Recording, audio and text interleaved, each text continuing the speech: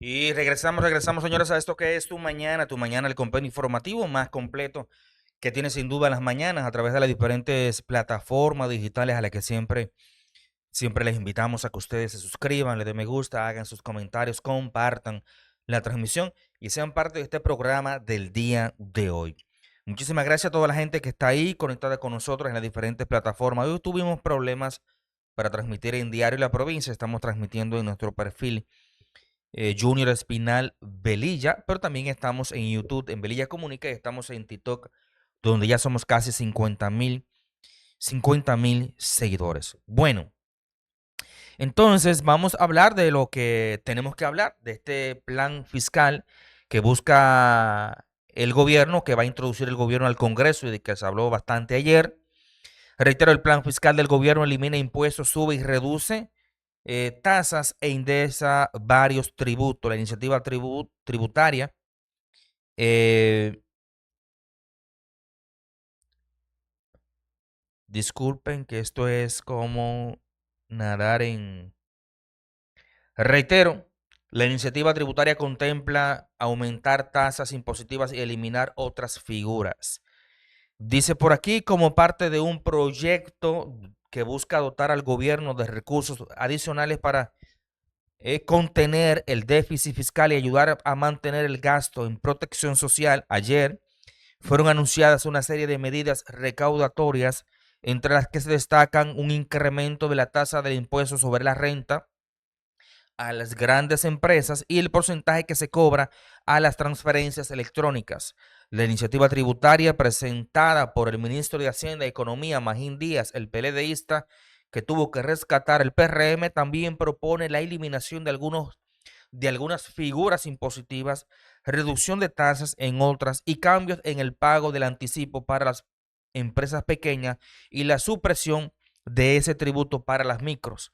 Además, contempla varias medidas que, según Díaz, van a contribuir a combatir la evasión fiscal, como el pago del impuesto sobre la transferencia de bienes industrializados y servicios del ITEBI en las aduanas dominicanas para los contribuyentes informales, y otorga poder de veto al ministro en cuanto a las empresas que buscan ser favorecidas con leyes de incentivos fiscales. Por otro lado, aunque el funcionario reconoció que el paquete de medidas que se depositará en el Congreso a inicios de la próxima semana no resolverá el problema estructural del déficit de las finanzas públicas, nos va a ayudar un poco a sobrellevar esta crisis. Hemos diseñado un paquete bastante razonable. Quienes están pagando son los contribuyentes de mayor capacidad contributiva. Pudiera haber más recaudación porque hay medidas para combatir la evasión que a priori es difícil cuantificar, explicó. ¿Eh?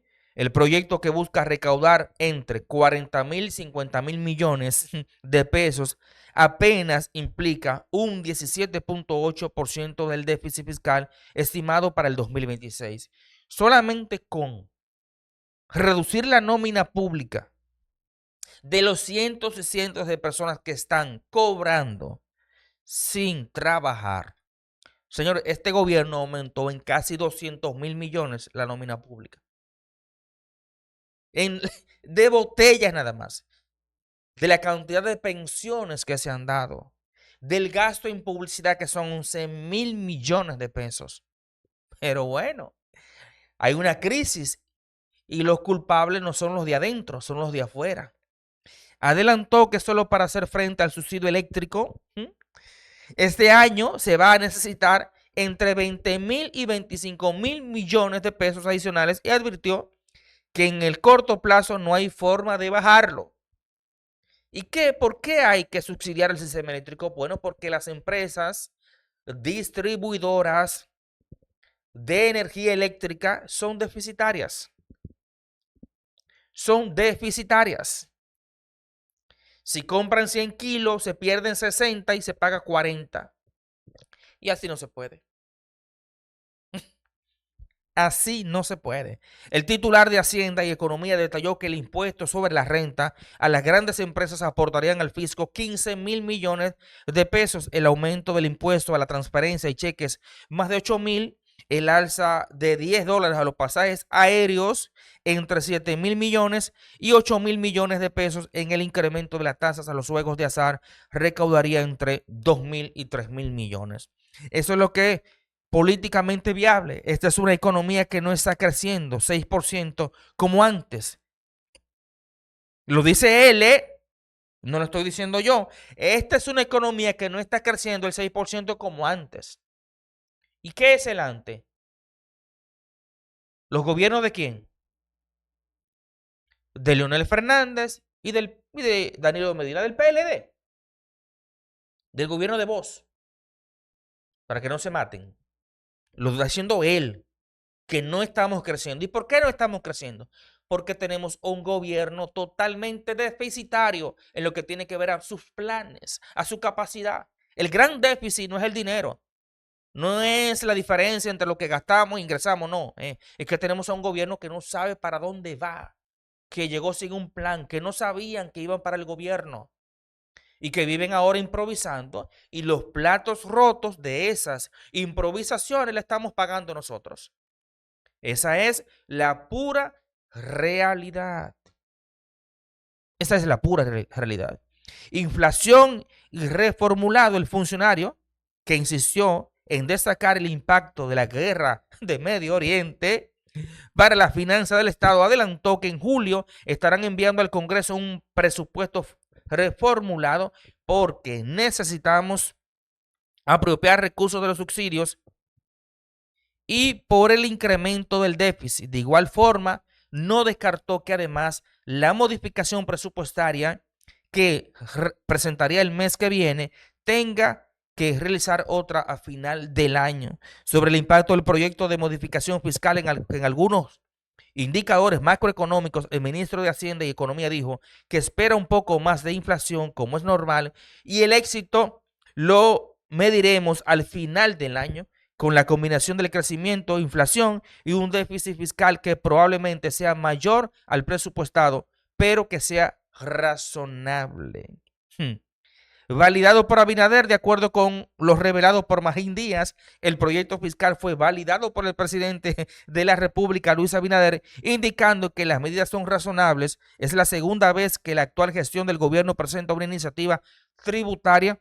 Luego, que en el 2024, al anterior ministro de Hacienda, José Vicente, depositar en el Congreso Nacional una propuesta de reforma fiscal, la cual fue retirada por la presión del pueblo. Entonces, ¿qué trae esta reforma fiscal? Eso es una reforma fiscal. Más allá de que ellos quieran adornarla, es una reforma fiscal. Los impuestos que se eliminan. Se elimina el 2% a las hipotecas. Propuesta dada por ¿quién? Por Omar Fernández. Es un tributo que se paga cuando se pide un préstamo para la vivienda. Fue eliminado y eso lo pidió Omar Fernández. Se suprime el 1% del impuesto a la constitución de compañías como efecto inmediato. Coño, para tú formalizarte, para tú crear una compañía, tienes que pagar impuestos. ¿Y qué buscan las compañías? ¿Formalizarse para qué? Para pagar impuestos. Entonces, formalizarte te conlleva tributar. Carajo, vamos a tributar después que empecemos. Pero también se elimina el impuesto selectivo a los seguros de vida. Se derogan los anticipos a microempresas. Beneficiaría al 78% de las 140,000 empresas que reportaron el impuesto sobre la renta el año pasado. Ustedes están escuchando el impacto que tiene esa medida que estaba pidiendo a gritos Omar Fernández. Al 78% de las empresas. ¿Por qué?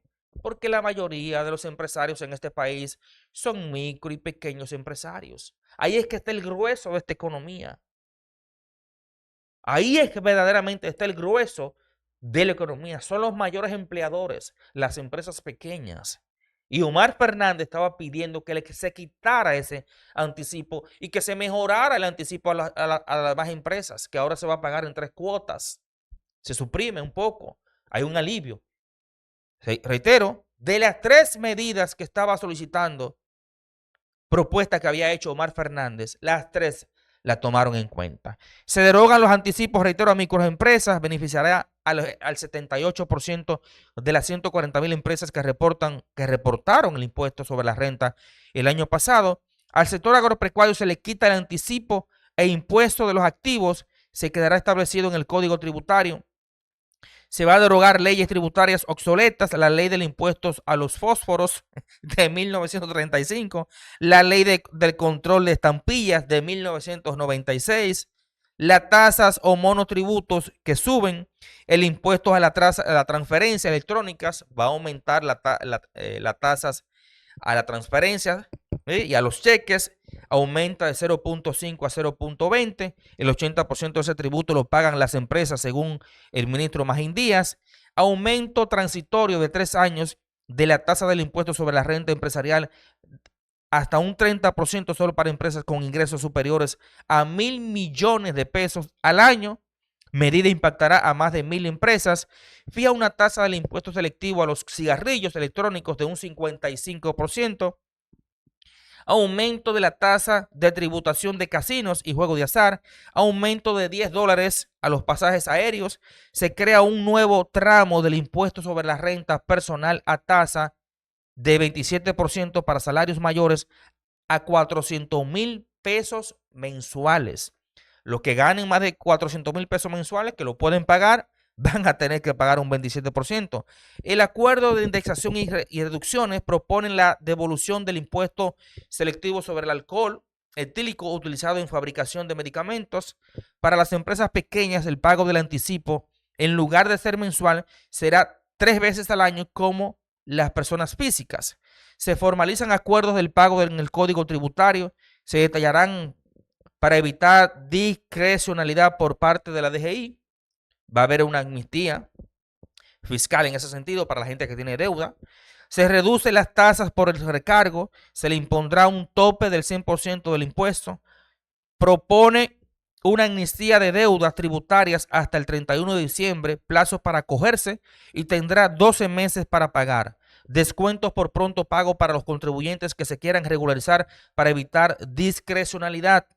Se indexa el impuesto sucesoral y de donaciones pasando de 500 a 1.000 pesos a 1 millón y a 2 millones de pesos. Para transmisiones de bienes de padres a hijos, el impuesto sucesoral baja de 25% a un 3%. Coño, bastante. ¿Pero por qué era tanto? Se indexará el mínimo imponible y franja del impuesto sobre la renta, que no se hace desde el 2017. Otra medida, otra propuesta ¿de quién? De Omar Fernández. Las 3 fueron atendidas. No como se quería, no como se preveía, no como dice la ley, pero bueno, es un alivio.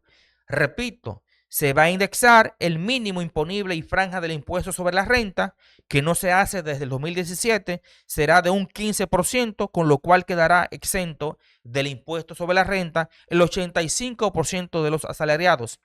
El impuesto sobre la renta por ganancia de capital en la venta de inmuebles, en el caso de personas físicas, se reduce de un 25 a un 10%. Muy bien, eso atrae inversión. La deducción de gastos educativos pasa de un 25% a un 30%, pero aumenta a un 50% para quienes tienen hijos con discapacidad, autismo o otras condiciones. Se amplía el régimen simplificado de tributación. En el caso de las personas físicas, el sector agropecuario pasa de 12 millones de pesos a 15 millones de pesos. El régimen simplificado, compras para negocios, sube de 55 a 60 millones. Se crea un rango nuevo para pequeños negocios hasta 30 millones en ingresos. Medidas contra la evasión. Se establece el régimen de percepción de ITEVIS en aduanas para contribuyentes informales a menos que se formalicen ante la DGI. Se trazabiliza la trazabilidad fiscal que ya se aplica en el alcohol y cigarrillos, se va a extender a los combustibles. El ministro de Hacienda y Economía tendrá el poder de veto en las leyes de incentivos para evitar abusos por parte de empresas que se quieren clasificar claramente para evadir o eludir impuestos. Se aumentarán las retenciones por concepto del impuesto sobre la renta a un grupo de contribuyentes difíciles de gravar. En el caso de las personas físicas, que se les retiene el 10%, pero tienen que pagar un 25% a final del año. En lo adelante será de un 15%. Esto ayuda a combatir la evasión porque muchas personas luego no declaran, explicó el ministro. Yo creo que ahí están detalladas las principales medidas que se toma, que se van a tomar a partir de que sea aprobada esta reforma fiscal en el Estado. La tengo un poquito más detallada por aquí. Se establece una amnistía tributaria que se mantendrá vigente hasta diciembre del 31 de este año. Se mantiene el programa de programas sociales a sectores más vulnerables. Se elimina el anticipo a las microempresas, beneficiando al 78%, como lo había dicho. Las empresas pequeñas que lo pagan mensualmente pasarán a pagarlo en 3 cuotas al año. Se tocan las compras por internet. No se tocan las compras por internet, perdón, ni las plataformas digitales. Tampoco se toca el ITEVI, ni el IPI, ni el impuesto sobre la renta de las MIPIMES. Se eliminan los anticipos e impuestos a los activos del sector agropecuario. Se amplía de 12 a 15 millones el régimen simplificado de tributación para personas físicas del sector agropecuario. Se establece un nuevo umbral de 30 millones para pequeños negocios en el RCT, el régimen simplificado, reitero. El umbral del RCT de compras pasa de 55 millones a 60 millones. Se reduce de 25 a tan solo el 3% el impuesto sucesoral en vida de padres a hijos. Se indexan los tramos exentos del impuesto de sucesiones de 500 pesos a 1 millón y de 1 millón a 2 millones. Se indexa el mínimo exento del 15% para la población pueda cubrir el costo de la canasta familiar, no solo del primer quintil, sino también del segundo quintil, lo que equivale a un aumento general de salario. Se aumenta la deducción por gasto de educación del 25% a un 30%, llegando hasta un 50% a familias que tengan hijos con alguna discapacidad. Pero yo no veo tan mal esta propuesta porque de alguna forma lo que está buscando es eficientizar un poco más el Estado, pero esto conllevar también, o esto debió de conllevar también una reducción de gastos, ¿verdad? Y eficientizar un poquito más el Estado, hacerlo mucho más pequeño. Pero reitero, 3 de las medidas que había reclamado, o 3 de las propuestas que había reclamado Omar Fernández, las 3 fueron atendidas. Las 3. Impuesto a los préstamos hipotecarios, el anticipo y la indexación salarial, que aunque no se hizo como se preveía, que por lo menos la gente llegara, que gana por debajo de los 54,000 pesos, no pagaran impuestos, ahora lo suben de 34, 33 a 38,000, casi 39,000. Es un alivio también. Por lo tanto, no veo tan negativa esta propuesta fiscal que hace el gobierno. Nos vamos a ir a una pequeña pausa y regresamos con más de Tu Mañana.